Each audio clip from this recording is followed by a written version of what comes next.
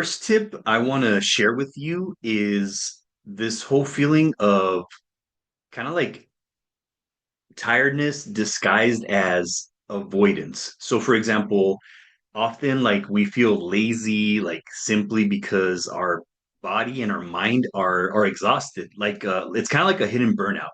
And like in regards to this, something that I've noticed is that it's because of like maybe like we're not getting enough sleep.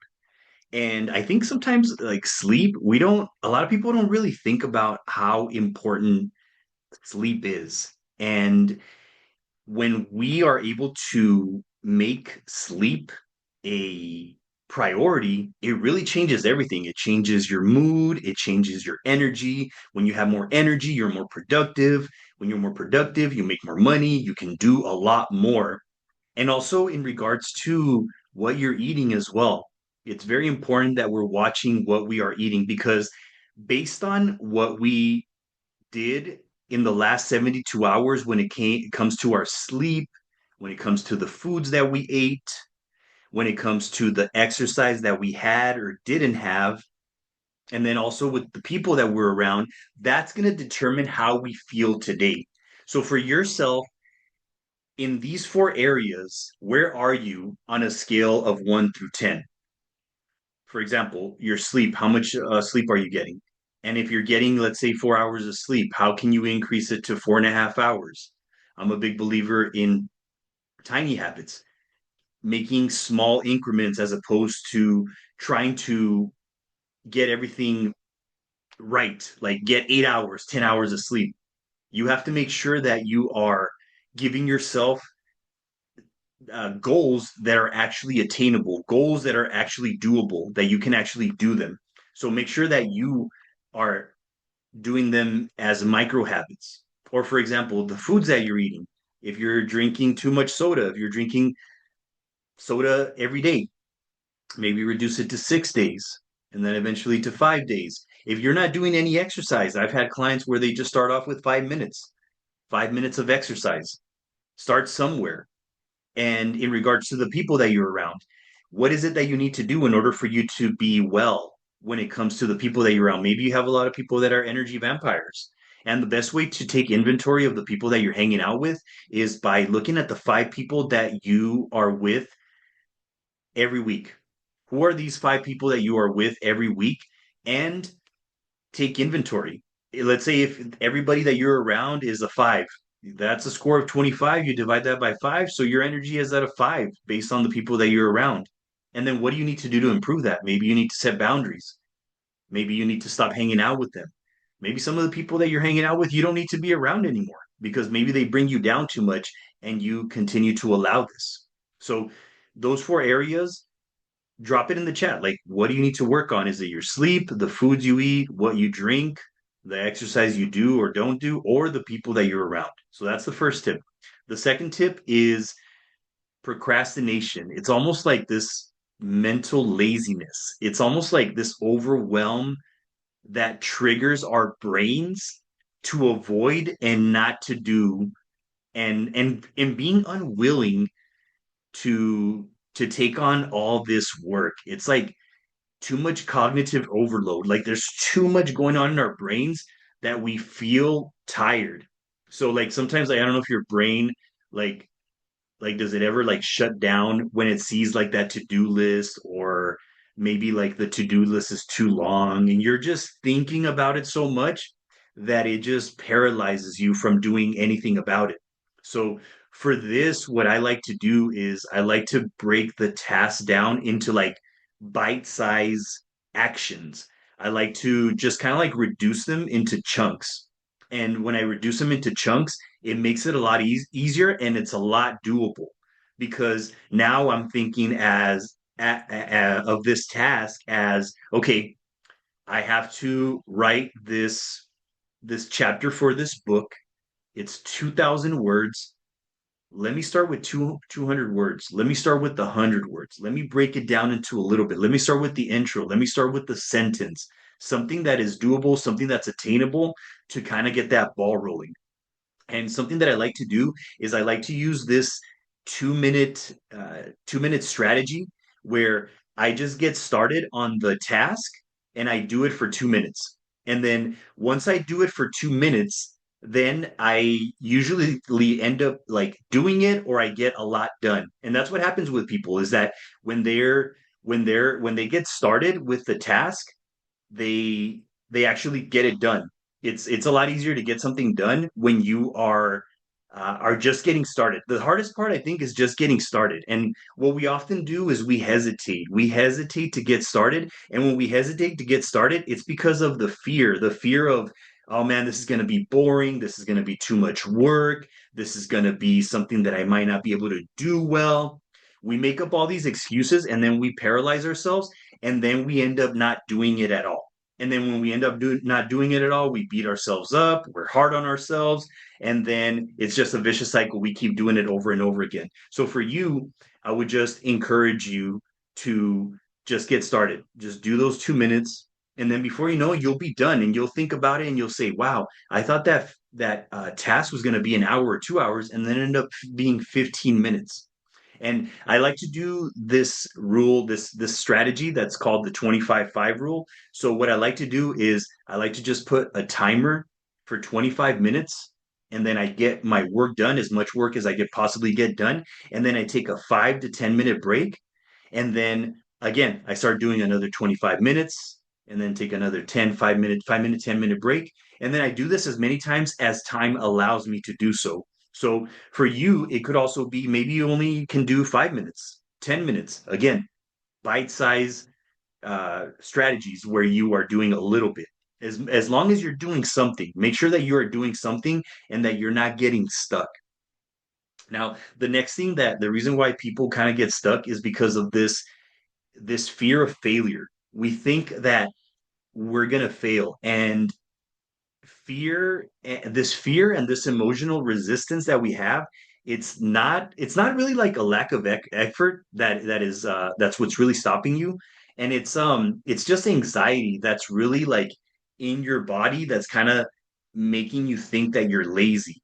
And then when you're feeling this anxiety, you don't do much and you stay in your head and you're thinking, and then maybe I should do this, maybe I should do that, and then you don't do it, and then you're hard on yourself, you beat yourself up, and then you are in this moment of like just hating yourself, not liking yourself. And when you don't do the things that you said you're going to do, when you don't keep your word to yourself, that reduces your confidence, that reduces your self-esteem. So in order for us to be able to make sure that we do not beat ourselves up, that we're not hard on ourselves, because when we're hard on ourselves, that reduces our energy, which then we can't be productive when we have low energy. So what I like to do is I like to practice self-compassion, and I like to talk to myself and tell myself, it's okay. You made a mistake, and that's okay. But you can do it, you can do it again. Like you can actually get it done.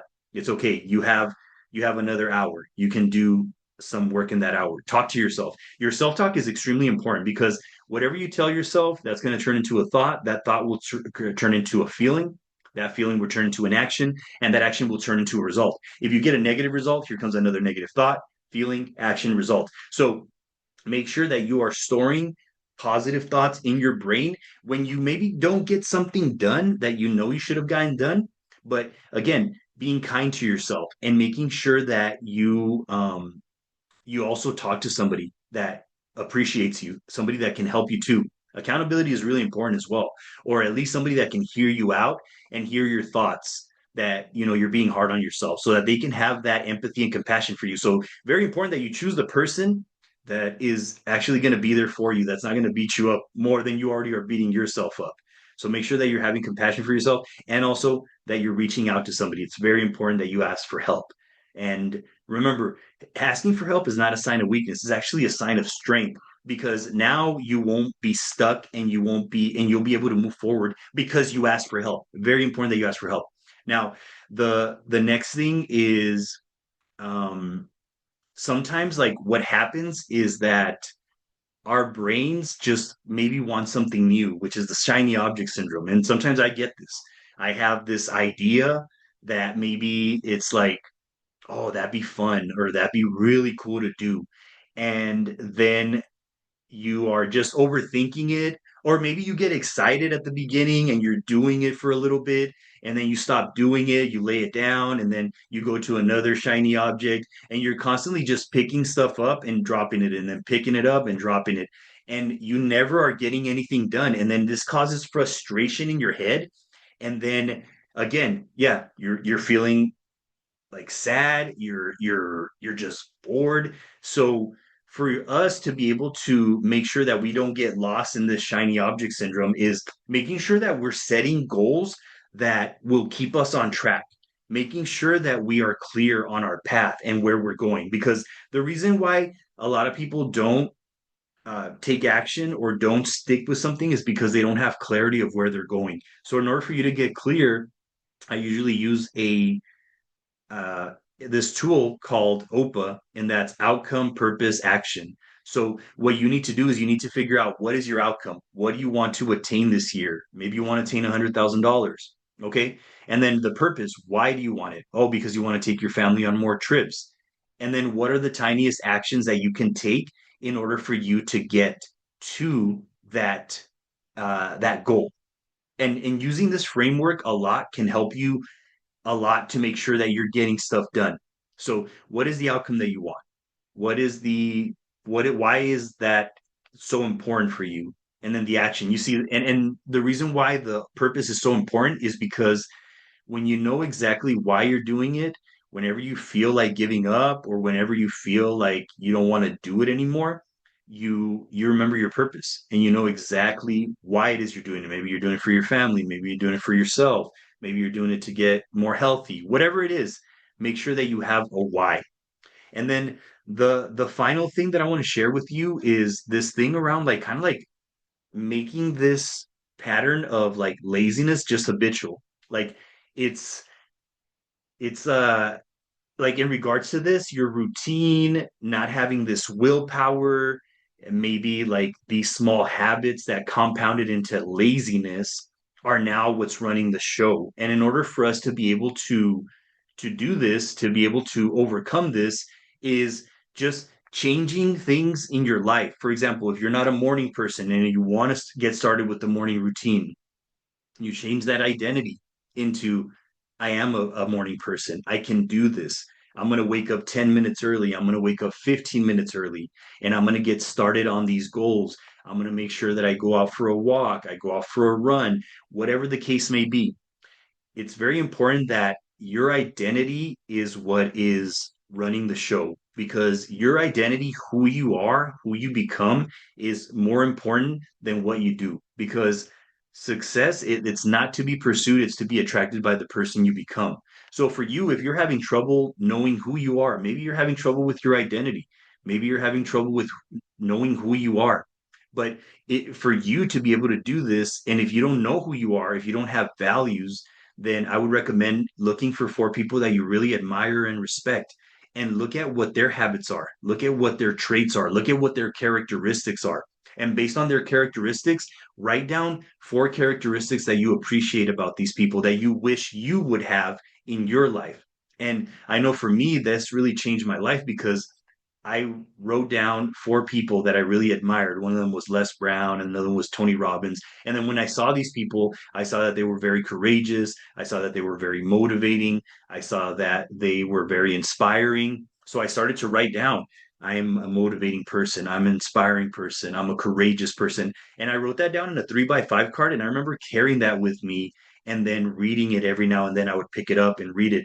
And it got to the point where I read these affirmations so much that I would have it in my pocket and I would just put my hand in my pocket and I would feel the card and then I would speak out these words and I would say to myself, I'm courageous. I'm a person of integrity. I'm a person who takes action. I'm a person who is inspiring, motivating, of service. And the more and more that I told myself this, eventually I started to become that person. And I started to take the action of the people of that person that I wanted to be. And for you, what is are those people that you can think of? Or if you don't have people that you can think of, what are those characteristics that you would like to be? You want to be a courageous person, you want to be an influential person, whatever the case may be. Write it down in a 3x5 card, read it throughout the day, in the morning when you wake up, and then at night before you go to bed. And then before you know it, unconsciously, you're going to start doing things that are going to be representing those characteristics that you desire to be. So, for you, out of these tips, which one was the most helpful? And please share in the comment section, maybe like what are your ways that you overcome procrastination, burnout, or boredom? Maybe you have some strategies that I didn't mention in this video, and please share those with me. And if you want to get more videos like this, please subscribe and like, and hit the bell notification so you can get more videos like this. I do this every Monday at 8 a.m. And if you'd like to get more of these videos, please subscribe. Have a good one. Peace.